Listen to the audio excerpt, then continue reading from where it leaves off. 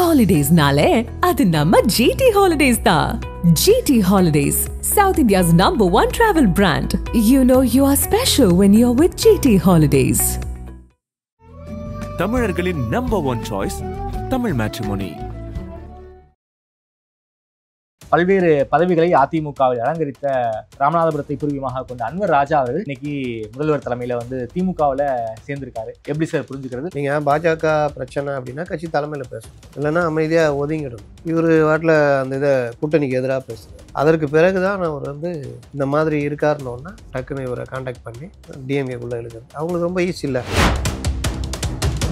நேற்றுக்கு எடப்பாடி பாஜகவுக்கு ஆட்சியில் பங்கு தர முடியாது அப்படிங்கிறதுல ரொம்ப கிளியர் கட்டா இருக்கிற மாதிரி நேற்றுக்கு பேசியிருக்காரு. எப்படி சார் புரிஞ்சுக்கிறது? கூட்டணி சேர்ந்தால் ஜெல்லாவில் கூட்டணி உடையும், கபலீகரம் செய்கிறார்கள், இது எல்லாம் நரேட்டிவ். இந்த நரேட்டிவை மெயின் ஸ்ட்ரீம் மீடியாக்கள் பயன்படுத்திக்கிட்டே இருக்கிறாங்க.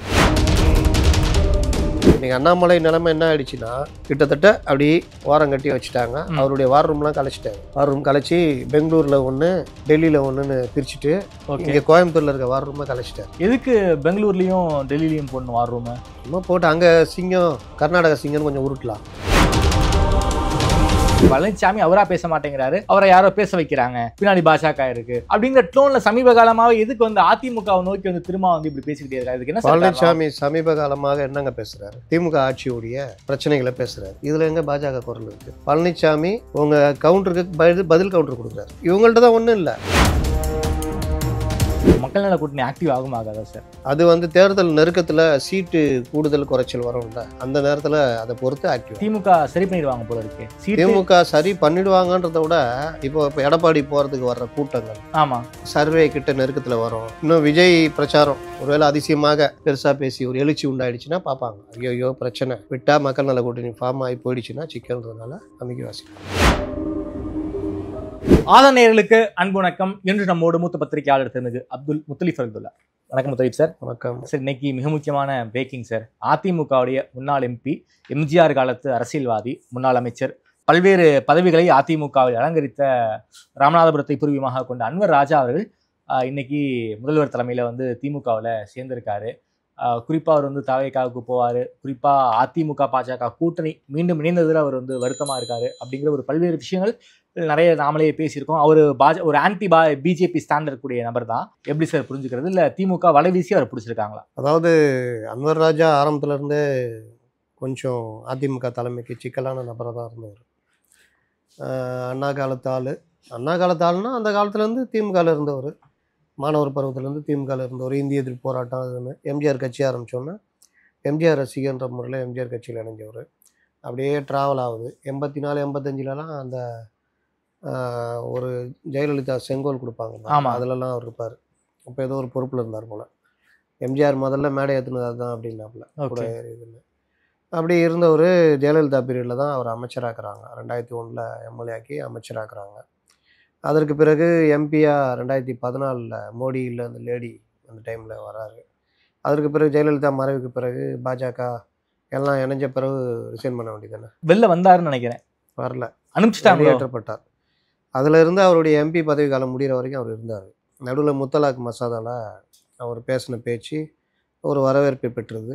அந்த நேரத்தில் அதை ஒரு புத்தகமாக போட்டு கூட அதை இது பண்ணார்.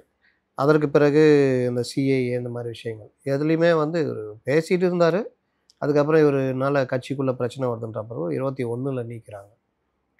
மறுபடியும் பாஜக கூட்டணியிலேருந்து அதிமுக விலகின பிறகு அந்த டைமில் ராமநாதபுரம் தொகுதி எம்பியாக நிற்கிறதுக்காக மறுபடியும் அதிமுகவில் ஜாயின் பண்ணுறாரு. ஆனால் என்ன பிரச்சனை வருதுன்னா, கட்சி செலவு பண்ணாதுன்ட்டாங்க. அப்போ பெருசாக இவங்க பார்லிமெண்ட் எலெக்ஷனில் ஆர்வம் காட்டவே இல்லை. ஆமாம், செலவு காட்டியிருந்தா கூட இவரை நிற்க வச்சு ஜெயிக்க வச்சிருக்கலாம். அப்போ இவர் நானும் செலவு பண்ண மாட்டேன் அப்படின்னு இவரும் முடிவெடுக்கிறார். ஏன்னா எதிரில் நிற்கிற 2 வேட்பாளர் பெரிய வேட்பாளர், அதனால் இவர் விலகிறாரு. அதுக்கப்புறம் ஜெயபெருமாள்னு ஒருத்தரை நிற்க வைக்கிறாங்க. அதில் கொஞ்சம் இவருக்கு பிரச்சனை, உதயகுமாருக்கும் இவருக்கும் பிரச்சனை. அப்பத்துலேருந்தே இவரை கட்சிக்குள்ளே சொல்லுவாங்க. ஆனால் பெருசாக யாரும் ஒன்றும் கண்டுக்கல, அப்படியே தான் இருந்தார். இப்போ பாஜக இது வந்தோன்னா இவருடைய நிலைப்பாடு நான் என்ன சொல்கிறேன், 2014 17 ஜெயலலிதா மறைவுக்கு பிறகு பாஜகவோட இணைஞ்சாங்களா? அப்போ என்ன பண்ணீங்க? இன்றைக்கி பாஜக கபலீகரம் பண்ண இருக்கிறதுலையே கபலீகரம் பண்ண பீரியட்னா அதுதான். ஓகே, ஓபிஎஸ்ஸை மேலேருந்து திணிச்சு நேரடியாக அவரை ஒருங்கிணைப்பாளராக்கி அவரை துணை முதல்வராக்கி இதெல்லாம் எந்த அழுத்தத்தில் வந்தது? பாஜக கொடுத்த அழுத்தம் தான். பாஜக கொடுக்கலன்னா இவங்க உள்ளேயே சேர்த்துக்க மாட்டாங்க ஆமா. ஓபிஎஸ்ஸை. அப்போ அந்த டைம்லலாம் இவர் என்ன பண்ணியிருந்தார்? பல விஷயங்கள் நடந்தது. அப்போல்லாம் சும்மா இருந்தார். கட்சியை விட்டுலாம் இவர் போகல, இந்த மாதிரி விலகலை. 21 வெளியேற்றப்பட்டார். அதற்கு பிறகு இப்போ வந்து இந்த மாதிரி விவகாரங்களில் இவர் பண்ணுறாரு. கட்சி தலைமை கூப்பிட்டு கேட்டிருக்காங்களோ, போன வாரம் ஏதோ எடப்பாடி பார்த்து பேசியிருக்காரு. நீங்கள் பாஜக பிரச்சனை அப்படின்னா கட்சி தலைமையில் பேசணும், இல்லைன்னா அமைதியாக ஒதுங்கிடணும். இவர் வாட்டில் அந்த இதை கூட்டணிக்கு எதிராக பேசுகிறாரு. அப்போ கூப்பிட்டு வழக்கம் கேட்டு அதுக்கப்புறம் அப்போ கூட சமாதானம் பேசி தான் வந்தார். அதற்கு பிறகு தான் அவர் வந்து திடீர்னு இவர் இந்த மாதிரி இருக்காருன்னொன்னா டக்குன்னு இவரை காண்டாக்ட் பண்ணி டிஎம்கேக்குள்ளே எழுதுறது அவங்களுக்கு ரொம்ப ஈஸி இல்லை. ஆமாம், நீங்கள் ஊடகங்கள் அதெல்லாம் போட்டு தடுமாறிட்டு இருக்குது. என்ன அஜெண்டா கொடுத்தாலும் சரியாக பண்ண தரல. இந்த மாதிரி ஆளை இழுத்து போட்டால் பாஜக கபலீகரம் செய்யும், மோசமான பாஜக. சிவசேனா என்சிபியை போல ஏடிஎம்கே உடச்சிருவாங்க. நல்லா இருக்கிற சிவசேனா கூட நல்ல கட்சி அப்படின்றார். சிவசேனா கூட நல்ல கட்சி, அந்த கட்சியே இப்படி பண்ணிட்டாங்கன்னு நான் கேட்குறேன். சிவசேனாவையும் குமாரசாமியும் பண்ணாங்க, ரைட்டு.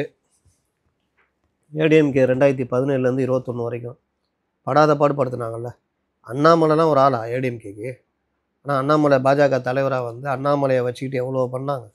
ஜெயலலிதாலாம், எங்களுடைய மனைவி ஜெயலலிதா விட 1000 மடங்கு மேலானவரெலாம் பேச வச்சாங்க. ஜெயலலிதா ஊழல்வாதி. அவ்வளோலாம் நடந்து ஏடிஎம்கேக்குள்ளே ஒன்றும் பண்ண முடியல. ஓபிஎஸ் வச்சு என்னென்ன பண்ணாங்க. ஆமாம், ஆனால் அதெல்லாம் மீறி தான் அதிமுக ஒரு ஒருங்கிணைந்த கட்சியாக நிற்கிது. இப்போ படு ஸ்ட்ராங்காக நிற்கிறாங்க. நேற்று கூட அவருடைய ஸ்பீச் என்ன இருக்குது, நான்லாம் ஒன்றும் ஏமாற மாட்டேன், தனி பெருமளோட ஆட்சி அமைப்பு, நாங்கள் ஒன்றும் ஏமாளி அல்லன்றாரு. அப்போ அதுக்கும் விளக்கம் கூப்பிட்டு கொடுக்குறாரு. இவங்களும் அவர் அந்த அர்த்தத்தில் பேசலன்ற மாதிரி இது பண்ணுறாங்க. அந்த லெவல் தான் போய்கிட்டு இருக்குது.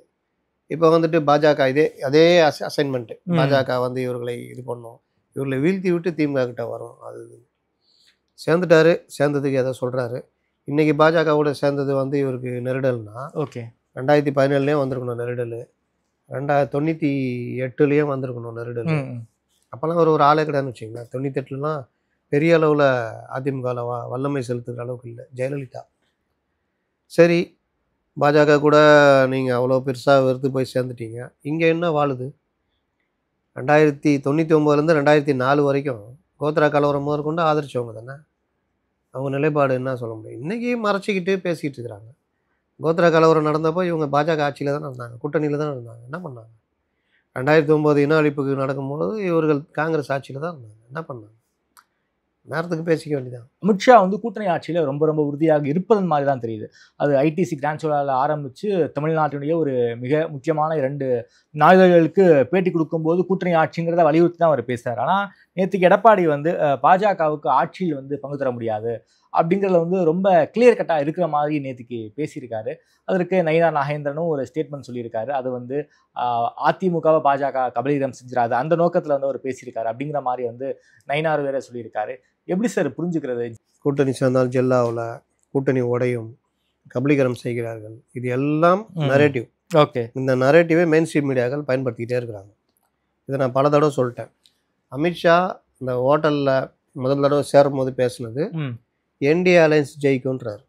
ஆமாம், பாஜக ஏடிஎம்கே அலையன்ஸ் ஜெயிக்கும்ன்றார். இவர் பாஜக ஏடிஎம்கே கூட்டணி ஜெயிக்கணும் தமிழில் பேசுகிறவர் கருணேஷ் வந்து டிரான்ஸ்லேட் பண்ணிட்டாரு. அதை வேறு மாதிரி பண்ணுறாரு. அதை உடனே அவங்க அப்படியே பார்த்துட்டே இருக்காங்க. ஒவ்வொரு வார்த்தையாக என்ன வார்த்தையாக கிடைக்குது. அப்புறம் எடப்பாடி பேசாமையே உட்காந்துருந்தார். சொன்னாரா, அண்ணாமலை பார்த்தியா ஜெயிச்சிட்டாரு, அண்ணாமலை தான் தலைவர், இவங்களால் ஒன்றும் பண்ண முடியாது, இப்படி எல்லாம் உருட்டினாங்க. இவங்க கண்டிஷனே அண்ணாமலை நீக்கினா தான் வருவோன்ட்டு, நாங்கள் அதை பண்ணிடுறோன்ட்டாங்க. அதுக்கேற்ற மாதிரி அண்ணாமலை நீக்கினாச்சு. அண்ணாமலை கூட தெரியாது, சேர்றதும் அண்ணாமலைக்கு தெரியாதுங்க. ஏடிஎம்கே போய் அங்கே பேச்சுவார்த்தை நடத்தி சேருன்றது அண்ணாமலைக்கு தெரியவே தெரியாது. ஓகே, பெரிய அதிர்ச்சி அவருக்கு. அதற்கு பிறகு தன்னுடைய தலைவர் பதவி போயிடுமோன்னு இவர் என்னென்ன மூவ் பண்ணி பார்த்தாரு. மூவ் பண்ணி பார்க்கும்போது மாற்ற மாட்டாங்க அப்படின்ற மாதிரி ஒரு நம்பிக்கை வந்துச்சு. அதுக்கு இவர் வந்து இங்கே ஒரு பேட்டி கொடுத்தாரு. ஞாபகம் தான், நான் ஒன்றும் இல்லை, நான் வந்து தலைமை என்ன முடிவு எடுக்கிறதோ அதுக்கு நான் பண்ணுவேன், புரட்சி தலைவி அம்மா அப்படிலாம் பேசினார். அவருக்கா எந்த புரட்சி தலைவி அம்மா? ஊழல்வாதி, குற்றவாளி, ஊழல்வாதின்னு சொன்னது. இது ஒரு பார்ட்டு. அதுக்கப்புறம் அண்ணாமலைக்கே தெரியுது தூக்குறாங்க. அதுக்கப்புறம் வெங்காயம் உரிச்சு பார்த்தா ஒன்றும் இல்லை அப்படின்னா அந்த ஸ்டேட்மெண்ட் இப்பயும் சொல்லியிருக்காருன்னு நினைக்கிறேன். சொல்லுவார், நாளைக்கும் சொல்லுவார், நாளைக்கும் சொல்லுவார். ஏன்னா அந்த ஆற்றாமை அவர் சீக்கிரம் போயிடாதுல்ல. அவ்வளோ ஓகே. பெரிய இது. அது வந்து நீங்கள் தலைவராக இருந்திருக்கணும். நீங்கள் என்ன பண்ணீங்க, டிஎம்கேக்கு ஆதரவாக இந்த கூட்டணியை உடைக்கிறதுக்கு என்னென்ன வேலை செய்யணுமோ அந்த வேலைலாம் பண்ணீங்க. அதோடைய பலனை அனுபவிச்சிங்க. உங்களை மரியாதை தான் நடத்துனாங்க. அண்ணாமலை போய் தேடி போயெல்லாம் பார்த்தாங்க பாருங்க. ஆமாம். அதிமுக தலைவர்கள் அண்ணாமலை தேடி போயெல்லாம் பார்த்த காலம்லாம் உண்டு. எஸ். அப்போ அதெல்லாம் மரியாதைக்கு எடுத்துக்கிட்டது அண்ணாமலை தான். சரி, அது ஒரு பார்ட்டு. இப்போ வந்து இதே மாதிரி ஒவ்வொரு தடவையும் அந்த 2 ஆங்கில பத்திரிகை கொடுத்த பேட்டிக்கும் பல தடவை நான் சொல்லிட்டேன். அவர் சொன்ன வார்த்தைகளை அப்படியே திருப்பி போட்டு வேறு மாதிரி பேசுறது. அவர் ஏடிஎம்கே டிஎம்கே இது ஏடிஎம்கே இந்த பாஜக அலைன்ஸ் ஜெயிக்கும் திரும்பவும் சொல்கிறாரு. ஆமாம். அதை அப்பவும் புரட்டி பேசுகிறாங்க. ஓகே. ஏடிஎம்கேல இருந்து தான் ஒரு சிஎம் சொல்கிறாரு. ஆமாம். உடனே எடப்பாடி பேர் சொல்லல. உடனே அன்னைக்கே செங்கோட்டையன் அது இது பெரிய அன்னைக்கு ஒரு பார்த்தீங்களா டிபேட்டு இதெல்லாம் ஓடிச்சு. இந்த மாதிரி ஒவ்வொரு தடவையும் பண்ணுறது. அப்புறம் கூட்டணி ஆட்சின்னு இல்லை, கூட்டணி ஆட்சியா இப்படியே பேசுறது. அதுக்கு இவரு எல்லாருமே போய் சொல்லிட்டாங்க. ஓகே. அதனால இவர் இப்போ கடைசியாக என்ன நடந்தது, கூட்டணி ஆட்சி இந்த கபலீகரம் செய்கிறதுலாம் அது கட்சி ஏமாளி கட்சி இல்லை, நாங்கள் தான் ஆட்சி அமைப்போம், தனித்த ஆட்சி அமைப்போம்னு பேர் கேட்டா அதை தூக்கிட்டு நயினார்கிட்ட போயிட்டு இவங்க நயினார் இவர் கூப்பிட்டு சொல்லிட்டு இருப்பார் போல போகிறதுக்குள்ள. ஓகே. அங்கே இந்த மாதிரி பேசியிருக்கேன், வருவாங்க பார்த்துக்கோ அப்படின்னு. அவர் நான் பார்த்துக்கிறேன்ட்டு முடிஞ்சிச்சு. அதுக்கப்புறம் ஐயோ இங்கே 2 இடத்துல வேலையாகலையா, ஓடு அண்ணாமலை கிட்ட, உரித்து பார்த்தால் வெங்காயத்தில் ஒன்றும் கிடையாது, ஓடு அவர்கிட்ட. அவர் அப்போ தான் கிரிக்கெட்டில் ஆட்டு ஆடுகளோட வராரு. என்னங்க நான் தனி மனிதன், நான் கிரிக்கெட்டில் ஆடி நான் வாட்டல, எதுக்கு இந்த புலம்பல்? 2வது கேட்குறாங்க. அவர் என்ன சொல்கிறாரு, முதல் ரவுண்டு அது நயினார் நாகேந்திரன் அண்ணா சொல்லிட்டாரு பதில். அவங்க சொல்லிட்டாங்க, அவங்க சொல்கிறதானா அண்ணா பார்த்தீங்கன்னா நயினார் நாகேந்திரன் அண்ணா சொன்னது பதில் தானண்ணா கரெக்ட்ண்ணா, அதாண்ணா. ஆனாலும் அண்ணா பாஜக வந்து ஏமால கட்சியும் கிடையாது, ஏமாற்றவும் செய்யாது. இது எதுக்கு பிட்டு, எக்ஸ்ட்ரா பிட்டு? இன்றைக்கி அண்ணாமலை நிலைமை என்ன ஆயிடுச்சுன்னா, கிட்டத்தட்ட அப்படி ஓரம் கட்டி வச்சுட்டாங்க. அவருடைய வார் ரூம்லாம் கலைச்சிட்டாரு. ஓ, வார் ரூம் கலைச்சி பெங்களூரில் ஒன்று, டெல்லியில் ஒன்றுன்னு பிரிச்சுட்டு ஓகே. இங்கே கோயம்புத்தூரில் இருக்க வார் ரூமை கலைச்சிட்டாரு. சரி, எதுக்கு பெங்களூர்லேயும் டெல்லிலையும் போடணும் வார் ரூமு? சும்மா போட்டு அங்கே சிங்கம் கர்நாடகா சிங்கம்னு கொஞ்சம் உருட்டலாம், டெல்லி போனால் டெல்லியில் கொஞ்சம் உருட்டணும்ல. அதனால் கொஞ்சம் 2-3 பேர் அந்த மெயின் டீமெல்லாம் பிரிச்சுட்டாரு. பிரித்து நீங்கள் நான் சொல்கிற போது பார்த்துக்கலாம் அப்படின்னு அமுச்சு விட்டு, ஓகே, மீதி கொஞ்சம் பேர் அங்கங்கே வச்சுக்கிட்டு நீங்கள் இங்கே போட்டு இது பண்ணுங்க.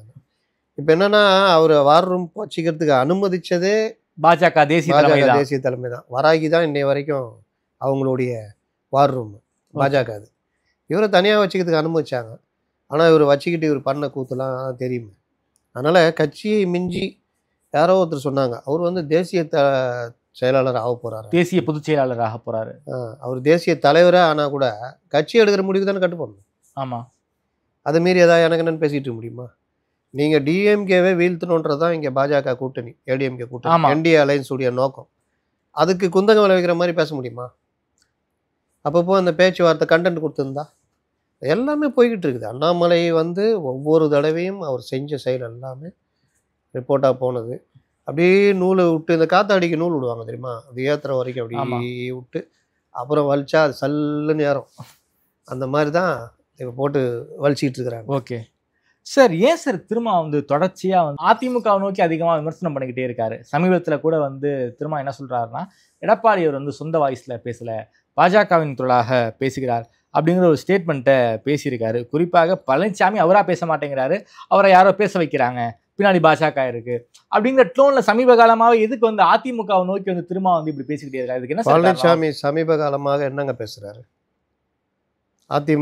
திமுக ஆட்சியுடைய பிரச்சனைகளை பேசுகிறாரு. ஆமாம். இதில் எங்கே பாஜக குரல் இருக்குது? பழனிசாமி உங்கள் கவுண்டருக்கு பதில் கவுண்டர் கொடுக்குறாரு. நீங்கள் ஊர்ந்து போய் இவங்கள்ட்ட தான் ஒன்றும் இல்லை, இவங்க வந்து ஆட்சியுடைய சாதனைகளை சொல்ல முடியல. இன்றைக்கும் பாருங்கள், எங்கே போனாலும் சிஎம் சாதனைகளும் மற்ற விஷயங்களும் சொல்ல முடியல. இன்னைக்கு கூட ஒருத்தர் சொல்லியிருக்காரு, நகைக்கடனுக்கு 4039 கோடி ரூபா 11.7 லட்சம் பேருடைய நகைக்கடன் தள்ளுபடி பண்ணியிருக்காங்க. அப்படி பார்த்தா ஒரு ஆளுக்கு 36,000 ரூபா வருது. நகைக்கடனுடைய கான்செப்ட் தெரியும்ல, 1 லட்ச ரூபா நகை இருந்தால் நகைக்கடன், 1 லட்ச ரூபாய்க்கு மேலே இருந்தால் கிடையாது, ரத்து கிடையாது. ஆமாம். இப்போ 35,000 ரூபாய்லாம் வச்சா எப்படி கிடைக்கும்? நகைக்கடன் எப்படி தள்ளுபடி பண்ணுவாங்க? 1 லட்ச ரூபாய்க்கு மேலேயா? 1 லட்சமா? 1 லட்சத்துக்குள்ள இருக்கணும், இல்ல 1 லட்சத்துக்கு மேல இருக்கணும். 1 லட்சத்துக்குள்ளனா 5000 10,000லாம் கிடையாது. 1 லட்ச ரூபா வரைக்கும் நகை கடன். 1 லட்ச ரூபா 1 லட்சம் தான் அப்பர் லிமிட் லிமிட் பண்ணாங்க. அப்போ நான் 11 லட்சம் பேருக்கு நாங்கள் வந்து தள்ளுபடி பண்ணியிருக்கோம்னு சொல்கிறாரு. அது எங்கே எப்படி இவ்வளோ நாளாக சொல்லாமல் திடீர்னு வந்து இந்த மாதிரி சொல்கிறதெல்லாம் நடக்குது. அப்போ சாதனைகளை சொல்லி ஓட்டு கேட்குற மாதிரி இவர்கிட்ட இல்லை, வேதனையாக தான் இருக்குது. இன்னொரு பக்கம் அந்த சாதனையை சொல்லாமல் மறைக்கிறதுக்கு தான் நீங்கள் பார்த்தீங்கன்னா மத்திய அரசுக்கு எதிரான டீலிமிட்டேஷனு, நீட்டை வந்து இவர்கள் உருட்டலாம் தெரியும்ல. நீட்டு வர்றதுக்கு முன்னாடி நான் ஆட்சிக்கு வந்து கையெழுத்துனாங்க. ஆமாம், நீட் ரகசியம்னாங்க. அதிலெல்லாம் அம்பலப்பட்டோன்னா இந்த 1 லட்சம் 1 கோடி கையெழுத்துனாங்க இளைஞரணி மாநாட்டில். அந்த இதெல்லாம் வாங்கினதுலாம் எங்கே போச்சு, எதுக்கு வாங்கினீங்க, என்ன பண்ணீங்க, இது வரைக்கும் பதில் இல்லை. இப்போ திடீர்னு மறுபடியும் இந்த தேர்தல் நெருக்கணும்னா அனைத்து கட்சி கூட்டம்னு ஒன்று போட்டு, அப்போ இந்த மாதிரி விஷயங்கள்லாம் ரொம்ப நாள் நிற்கல. ரூபாய்க்கு கண்டுபிடிச்சாங்க பார்த்தீங்களா? ஆமாம், நீங்களாம் என்ன போடுவீங்க? ரூபாய்க்கு கா போடுவீங்களா, லா போடுவீங்களா, என்ன போடுவீங்க? இன்டர்நெட் என்ன அந்த இந்தியா சிம்பிள் தான் போடுவோம். அந்த 6 அதை விட்டுருங்க, நம்ம எழுதுனா என்ன எழுதுவோம்? ருபீஸ் தான் எழுதுவோம். ருபீஸ் தமிழ்ல ரூன் தான் எழுதுவோம். ரூன் தானே எழுதுவோம். என்னமோ புதுசாக வந்து கண்டுபிடிச்சி சொல்கிறாங்க. கண்டுபிடிச்சவர் யார் தெரியுமா? அவர் ஒரு வடநாட்டுக்கார், குஜராத்துக்கார். ஆனால் அந்த ஸ்ட்ராட்டஜி டீம். ஓகே. அவர் பேர் ஜுல்பிகர். அவருக்கு திடீர்னு பார்த்தாரு, இப்படி இருக்குது, இந்தி மாதிரி இருக்குது, தலைவரே ரூன் போட்டால் இந்த இந்தியை காலி பண்ணிடலாம், பயங்கர பேராயிடும் அப்படின்ட்டு அது ஒரு 3 நாள் போடுறா ரூவா அப்படின்னு பெரிய ரூவா போட்டு பட்ஜெட்டுன்னு சீனை போட்டாங்க. எப்பா அது ஹிந்தி கிடையாது, அது ஒரு குறியீடு. எஸ் எப்படி டாலரோ, எல் எப்படி பவுண்டோ, ஓகே, ஈரோக்கு எப்படி வருதோ அந்த மாதிரி ருப்பீஸுக்கு அது ஒரு குறியீடு, சர்வதேச குறியீடு ராசா. அந்த குறியீடுக்கு ஒரு போட்டி வச்சாங்க. அந்த போட்டியில் ஜெயிச்சது உங்கள் திமுக எம்எல்ஏடைய பையன்தான். கலைஞரே அப்போ பாராட்டினாருன்னு ஒன்று தான் புரியுது. இதெல்லாம் ஜுல்பிகருக்கு தெரியாதுல்ல. ஓகே, உங்களுக்காக தெரியணும்ல.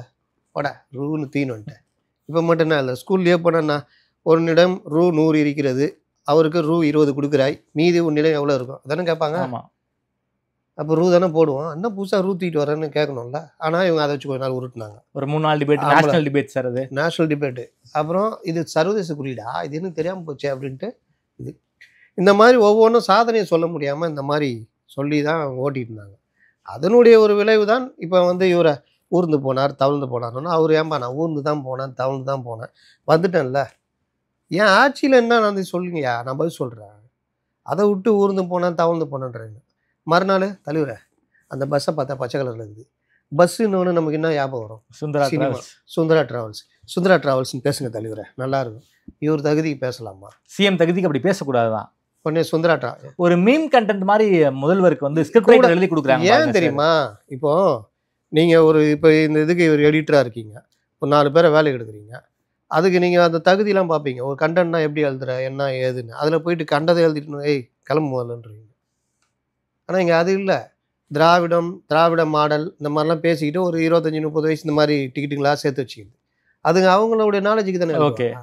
அப்போ இப்போ சமீபத்தில் ஒரு பெரியாருடைய இதுன்னு போட்டுக்கிட்டு விஜயை போட்டு திட்டி வைரல் ஆகிட்டாங்கல்ல. ஏன்னா அவங்க நாலேஜ் அவ்வளோதான். விஜயுடைய அரசியலை விமர்சிக்கணும். விஜயை போட்டு விமர்சனம் பண்ணினா இருக்குது. விஜய் வந்து திரிஷா கூட அங்கே போனார், ஃப்ளைட்டில், தனி ஃப்ளைட்டில் போனார். இப்போ நீங்கள் ஒரு கல்யாணம் வைக்கிறீங்க, உங்களுக்கு கல்யாணம் வச்சிங்களா, உங்கள் ஊரில் நடத்துறீங்க, நீங்கள் என்ன பண்ணுவீங்க? சார் வந்துடுங்க சார், சார் பஸ் ஏற்பாடு பண்ணிக்கிறேன், வந்துட்டிங்கன்னா அப்படியே போயிடலாம். அப்போ நான் என் கூட நடிக்கிற ஒரு லேடி எல்லாமே ஏறி போகிறோன்னு வச்சுக்கிங்க, அவங்களோட தனி பஸ்ஸில் போனாருன்னா அவங்க வசதிக்கு சார்ட்டர்ட் ஃப்ளைட்டு கொடுத்துருப்பாங்க. அந்த அம்மா வந்துடுங்க போனார், அதான் ஃபோட்டோ எடுத்து. ஏன் இதில் போய் தான் அவங்க ஒன்றா இருக்கணும்னு இதுவா? வேறு எங்கேயுமே அவங்க ஒன்றா இருக்க முடியாதா? எது தெரியுதா? அந்த மாதிரி கேரக்டர் அசாசினேஷன்லாம் பண்ண பார்த்தாங்க. இந்த மாதிரி தான் பண்ணுறதுல சுந்தரா ட்ராவல்ஸ். அதுக்கும் பதில் கிடச்சிச்சு. எப்பா நான் விவசாயி பையன் தான்ப்பா, நான் பஸ்ஸில் தான்ப்பா போவேன். எங்கப்பா கோடீஸ்வரர், நீங்கள் ஃப்ளைட்டில் கூட போவீங்க. அப்போ கவுண்டர் உடனே கிடைக்கும் போது ஒன்று. இதில் எங்கங்க பிஜேபி குரலாக ஒலிக்கிறார். இவர்கள் இன்னொரு வேலையும் பண்ணுவாங்க.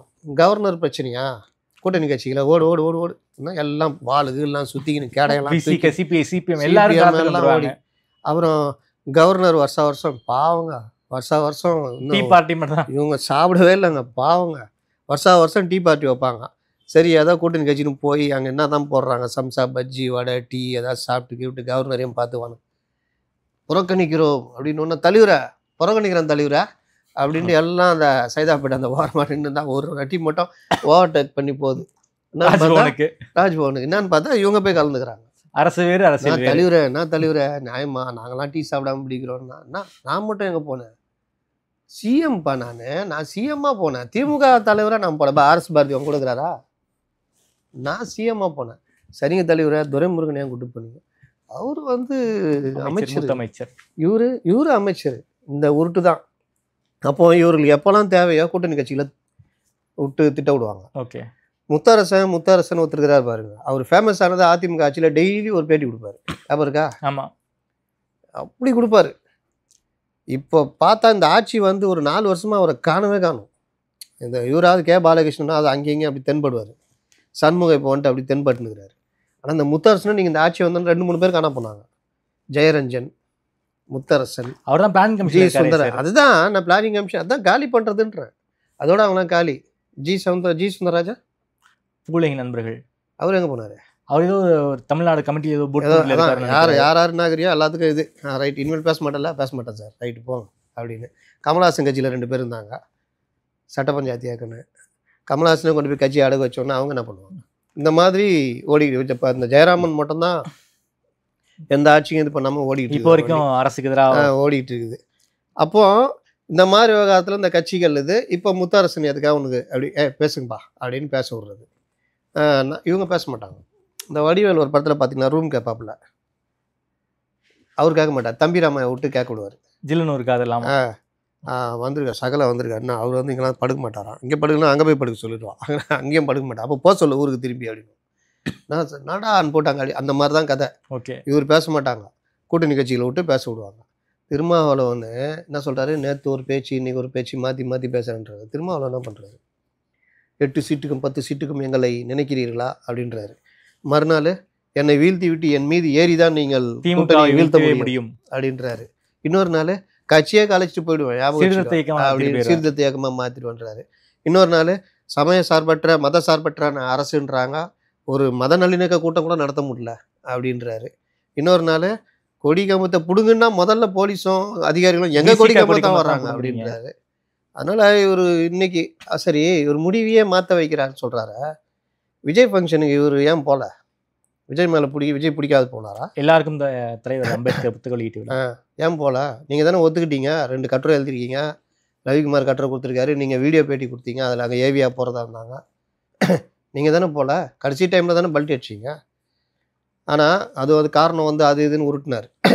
அப்போ அந்த இவர் வைகை செல்வன்ட்ட ஒரு இது ஃபங்க்ஷன் அது எந்த கணக்கில் வரும்? திருச்சியில். அதனால் இவர்கள் இதெல்லாம் வந்துட்டு இப்போ சீமான் போய் முதல்வரை பார்த்தாரு, அதுக்கு தான் சொல்ல போகிறாரு. நான் தலைவரை நான் மட்டும் விஜய் பார்க்கக்கூடாதுன்றீங்க, நீங்கள் மட்டும் சீமானை கூப்பிட்டு பேசுகிறீங்கன்னா நான் என் தலைவரை இதெல்லாம் கேட்க வேண்டியதுன்னு போய் அதெல்லாம் கேட்க மாட்டாங்க. ஏன்னா தலைவரை எங்களை வந்து அப்படின்றீங்க, கவர்னர் எடுத்துக்கோ அப்படி இப்படின்றீங்க, நீங்கள் மட்டும் நாணயம் வெளியிடுறதுக்கு ராஜ்நாத் சிங்கை கூப்பிட்டு வர்றீங்க, வேறு வழியே இல்லாமல் கம்முன்னு உட்காந்துக்கிறோம். நாங்கள் கேட்கணும்ல, அதெல்லாம் கேட்க மாட்டாங்க. அதனால் இதெல்லாம் வச்சுக்கிட்டு இங்கே கேட்பாங்க பாஜகவின் குரலாக. அன்றைக்கி ராஜ்நாத் சிங்கை கூப்பிட்டு வந்து என்ன குரல் என்னன்னா உருட்டுனாங்க. நாணயம் வெளியிடுறது சாதாரண விஷயங்க. அது ரிசர்வ் பேங்க்கு ஒரு தலைவர்களுக்கு மதிப்பளிக்கிற மாதிரி ஒரு நாணயம் வெளியிடும், அதை சம்மந்தப்பட்ட கட்சிக்கிட்ட கொடுத்துருவாங்க. இத்தனை காயின் இவ்வளோ அமௌண்ட்டு பிடிங்க. அதுக்கப்புறம் அவங்க வந்து அதை அந்த 100 ரூபா மதிப்புனா அப்படியே விற்பாங்க. இவங்க எவ்வளோ விற்றாங்க? 10,000 ரூபாய்க்கு. 5000 வேணுமோ சார்? 5000 இல்ல, அந்த மின்ட் அந்த காயின் ஸ்பெஷல் எடிஷனுடைய காயினே வந்து 5000 அப்படியே கொஞ்சம் எல்லா டைமும் எல்லாரும் வாங்க மாட்டாங்க. எல்லாரும் வாங்க மாட்டாங்க. பெரிய கட்சியாக இருந்தால் தேர்தல் நேரமாக இருந்தால் தலைவர் 1 லட்ச ரூபா கொடுத்து வாங்கிக்கிறேன் தலைவர்னுவாங்க. ஏன்னா அது தேர்தல் நிதி பார்த்துக்கலாம் அப்படின்னு அந்த மாதிரி வெளியிடுற விஷயம். அது அண்ணாவுக்கு வந்திருக்கு, ஜெயலலிதாவுக்கு வந்திருக்கு, கலைஞருக்கு வந்திருக்கு, அதுக்கு முன்னாடி எம்ஜிஆருக்கு வந்திருக்கு, எல்லாருக்கும் வந்திருக்கு. இந்த ஃபங்க்ஷன்லாம் பெருசாலாம் இது பண்ணல. கலைஞருக்கு வந்தது மட்டும் தமிழகமே தென்னிந்தியாவை ஏதோ ஒன்று சொன்னாங்களே, பெருமை கொள்கிறது அது இதுன்னு உருட்டிட்டு ஃபங்க்ஷனு ராஜ்நாத் சிங். இன்னும் ராஜ்நாத் சிங்கை கூப்பிட்றீங்கன்னு கேட்டால் உடனே இங்கே அது மத்திய அரசு விழா, அதுக்கு தான் கூப்பிட்றோம், அவங்க தான் நடத்துகிறாங்க. இன்விடேஷன் வந்து எல்முருகன் போட்டு உடச்சிட்டாரு. சீஃப் செக்ரட்டரி இது அவங்க தாங்க கூப்பிட்றாங்க, அவங்க விழாங்கன்னு. இன்னும் கேட்டால் அது அரசு விழாவே கிடையாது. நீங்கள் அரசில் இருக்கிறதுனால அது உங்கள் விழா, அரசு விழா மாற்றுறீங்க. ஆக்சுவலாக அது ஒரு அறிவாலயத்தில் நடக்க வேண்டிய விழா. அதுக்கு நீங்கள் என்ன ரியாக்ட் பண்ணீங்க? அங்கே எல்லாரும் கம்முன்னு உட்காந்துட்டு என்ன இப்படிலாம் போய்கிட்டு இருக்காருன்னு அவங்களுக்குள்ளே பேசியிருக்காங்க. இந்த பழைய மக்கள் நல கூட்டணி. அவ்வளோதான். அதை தாண்டி ஒரு ரியாக்ஷன் இல்லை. Okay sir. இப்போ மக்கள் நல கூட்டணி ஆக்டிவ் ஆகும் ஆகாதா சார்?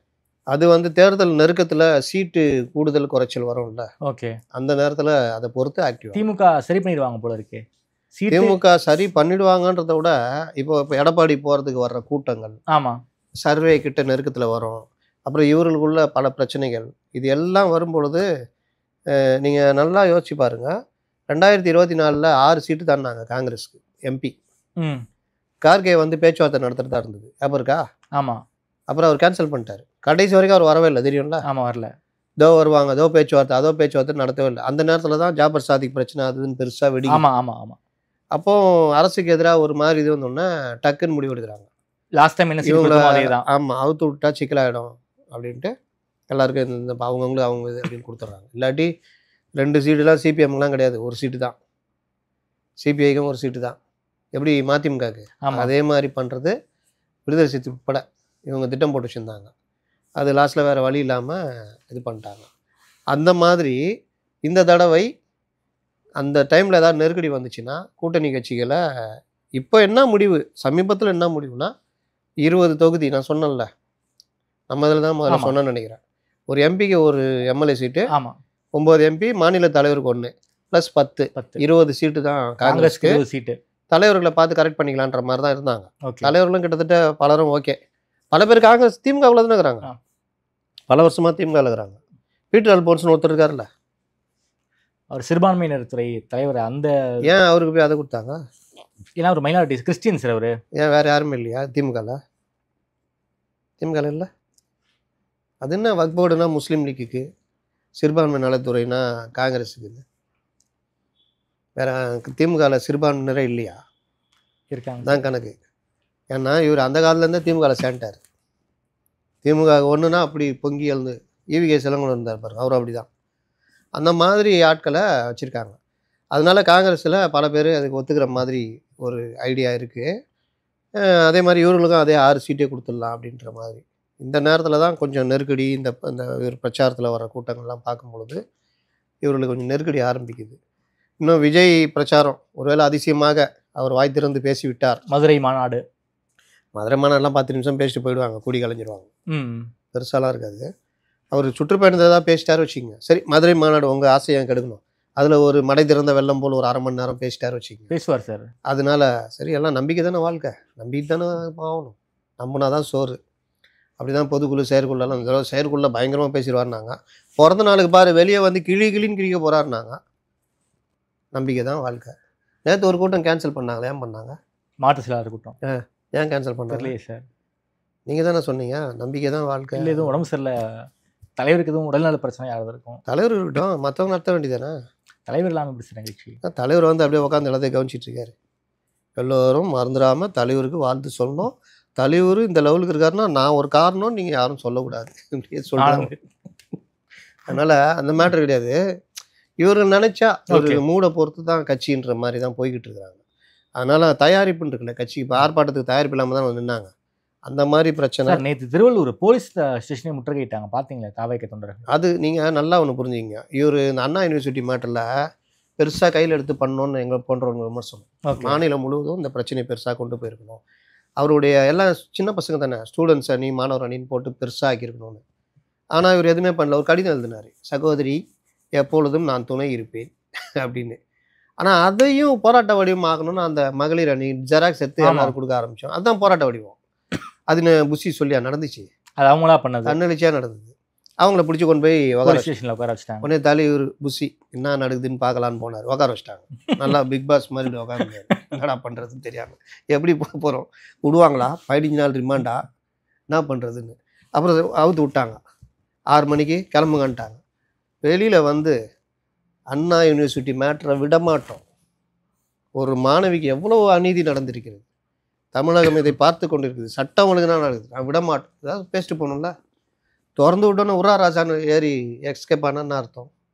ஒரு கட்சியுடைய பொதுச் செயலாளருங்க, ஏங்க திமுக ஒரு வட்டத்தை பிடிச்சி போடுங்களேன், மைக்கை பிடுங்குற வரைக்கும் பேசிட்டு இருப்பாங்க. அது ஆணை எடுக்கிறேன், அமெரிக்கா ட்ரம்பே ஒழுங்காக இருந்துக்கொள்ள அப்படின்னா நான் ட்ரம்பை சொல்றேன், அப்படிதான் சொல்லணும், பெருசு பாரு நம்ம கட்சி அப்படின்னு. அந்த மாதிரி நீ வந்து அது இவங்க தோழர்கள் ஏகாதிபத்தியமே அப்படி இப்படின்னு. அதனால் அந்த மாதிரி பொதுச்செயலாக ஓடி போனாங்க நியாயம். இதுதான் இவங்க நிலைமை. அதனால் ஒருவேளை விஜய் பெருசாக பேசி ஒரு எழுச்சி உண்டாயிடுச்சுன்னா பார்ப்பாங்க. ஐயோ பிரச்சனை ஓகே விட்டால் மக்கள் நல கூட்டணி ஃபார்ம் ஆகி போயிடுச்சுன்னா சிக்கல்ன்றதுனால அமைக்க வாசிக்கும். சார், இன்னைக்கு மிக முக்கியமான ஆர்டர் வந்து ஹைகோர்ட் கொடுத்துருக்காங்க. இந்த ஓரணையில் தமிழ்நாடு இந்த திமுக காரவங்க பண்ணுறதால நீங்கள் பார்த்துருப்பீங்க. 100 ரூபா 1000 ரூபா வருதா, பஸ்ஸில் ஃப்ரீயாக போகிறீங்களா, ஸ்டிக்கர் ஒட்டிக்கிறோம், ஓடிபி வரும்னு சொல்லி அந்த உறுப்பினர் சேர்க்கையே வந்து ஒரு மிரட்டல் மாதிரி தான் பண்ணிக்கிட்டு இருந்தாங்க. இந்த ஓடிபி வாங்குறது வந்து தனி மனித சுதந்திரத்துக்கு எதிரானது வந்து கோர்ட்டில் கேஸ்லாம் போட்டிருக்காங்க. அதில் வந்து ஓடிபி வாங்கக்கூடாதுன்னு வந்து திமுகவுடைய செயல்பாடுக்கு ஒரு முற்றுப்புள்ளி வச்சிருக்காங்க ஹைகோர்ட்டு. இது எப்படி சார் பார்க்குறீங்க? ஒரு அடியா திமுகவுக்கு ஒரு பெரிய அடி போல இருக்கே. ஆமாங்க, நீங்கள் ஓடிபி வாங்குறதுன்றது வந்து நம்முடைய ப்ரைவசி. ஆமாம் நீங்கள் ஆதார் நம்பர் கொடுங்க, உங்களுக்கு ஒரு இது வரும்ன்றது உங்கள் டேட்டாவை எடுக்கிற கதை. ஆமாம். இன்னொன்று, நாளைக்கு இதை வச்சுட்டு என்னென்னா பண்ணலாம். எல்லாத்துக்கும் மேலே தேர்தல் நேரத்தில் பணம் கொடுக்குறதுன்னு ஒன்று இருக்குல்ல, அது பணப்பட்டுவாடா வந்து ரொம்ப சிக்கலாக மாறிட்டு வருது. ஏன்னா டைமில் போலீஸ் தடுக்கும், டிஜிபியை மாற்றுவாங்க, காவல்துறை ஆட்சி மாறுதுன்னா மாறுவாங்க, அந்த மாதிரிலாம். அப்போ பணப்பட்டுவாடா அந்த மாதிரி விஷயங்கள்லாம் ரகசியமாக கொடுக்குறாங்கன்னா, இவர்கள் எதிர்க்கட்சிகள் வச்ச விமர்சனம் என்னென்னா, இது மாதிரி கூட ஓடிபிலாம் வாங்கி நம்பர்லாம் வாங்கிட்டா கூட ஏதோ ஒரு வகையில் டிரான்சாக்ஷன் நடக்கிறதுக்கும் வாய்ப்பு இருக்குது அப்படின்றதும் எதிர்க்கட்சிகளுடைய விமர்சனமாக இருந்தது. அப்படி நடக்கிறதுக்கும் வாய்ப்புகள் இருக்குது. தலைவரை ஒரு ஆள் போட்டேன், நான் போட்டேன், நீங்கள் வீட்டுக்குள்ளே பிரிச்சிங்க, இல்லாட்டி அந்த ஹவுஸ் ஓனர் போட்டு கொடுத்துனக்காரன் கொடுத்தோன்னா அவர் பாக்கெட்டில் போட்டு போடுவார். இந்த மாதிரி விஷயங்கள்லாம் நடக்கக்கூடாது. இன்னொன்று, இவர்கள் சொன்னது ப்ரைவசி அப்படின்றது. அதனால் இது தடை வச்சிட்டாங்க. இப்போ இவங்கெல்லாம் ஜாலியாக இருக்கும். யாருக்கு? தொண்டர்களுக்கு. தலைவர் திடீர்னு வந்து 2.5 கோடி சேர்த்தே ஆகணும், ஓடிபி வாங்கன்னா நான் எங்கேருந்து போகிறது ஒவ்வொருத்தட்டியும் அப்படின்னு. ஒரு சில மாவட்டங்கள்லாம் ஒரே நம்பர் வச்சு ஒரு 10 பேரை சேர்த்துருக்காங்க போல இருக்கு. அதை கண்டுபிடிச்சிட்டாங்களாம். ஆமாம், அது இங்கேயே உட்காந்துக்கிறது, ஆஃபீஸில் உட்காந்துன்னு பாகம் சீட்டு அந்த இதெல்லாம் இருக்குல்ல. ஏங்க அவங்க எவ்வளோ வேலை தாங்க பார்ப்பாங்க. நீங்கள் பெண்ணுக்காக அவர்கள் பார்க்குற வேலைலாம் சில வட்டச்செயலாளர் பேசலாம் அப்படியே நொந்து நூலாகிடுறாங்க. சார், ஒவ்வொரு பாகமும் யார் ஓட்டு இருக்குது இல்லை, யார் டெத்து, யார் ஷிஃப்டர் எல்லாத்தையும் எடுத்து பிரித்து வீடு அப்படியே ஒட்டணுங்க. ஒட்டி ஒவ்வொரு இது ரெடி பண்ணி, பேஜ் ரெடி பண்ணி, என்ன எவ்வளோ நாள் வேலை பார்த்துங்க. ஆமாம், ரெடி பண்ணி அவங்களுக்கு கொடுக்கணும். இதெல்லாம் இவங்க பண்ண வேண்டிய இவர்கள் வட்டச்செயலாக உட்காந்து ஒருத்தர் ஓட்டிக்கிட்டு இருக்காரு. என்னன்னு கேட்டால் அந்த மாதிரி விஷயம் அப்படி ஒன்று கண்டபடி திட்டுறாரு. இதெல்லாம் என் வேலையா, எவ்வளோ கஷ்டம் பாருங்கள். இதில் புதுசாக வந்த ஓட்டை அது தேடி எடுத்துகிட்டு வந்து இந்த ஃபேமிலி ஓட்டுன்னு நான் கொண்டு வரணும். இதில் மிஸ்ஸிங் அது இதுன்னு ஏகப்பட்ட இது இருக்குது அப்படின்னு. அதனால் அந்த வேலையும் பண்ண விட்டாங்களா, இப்போ இந்த வேலையும் பண்ணால் ஏங்க இது உறுப்பினர் சேர்க்குற காலமாக இது? நான் தான் முன்னாடியே நம்ம பேசணும். ஆமாம், ஆளுக்கு 2.5 கோடினா எவனோ ஓட்டு போடவே மாட்டான். ஓட்டு போடுறவன் வந்து தனி, உறுப்பினர் தனி. இருக்கிற வருஷம்லாம் விட்டுட்டு இப்போ கொண்டு வந்து யார் இந்த ஐடியா கண்டுபிடிச்சி கொடுத்தாங்கன்னு தெரியல. ஓகே சார், ரொம்ப நன்றி சார். தமிழ்நாடு அரசியல் தொடர்பான பல்வேறு கேள்விகளுக்கு ரொம்ப பதில் சொல்லியிருக்கீங்க. நேரம் கொடுத்து பேசியமைக்கு நன்றி சார்.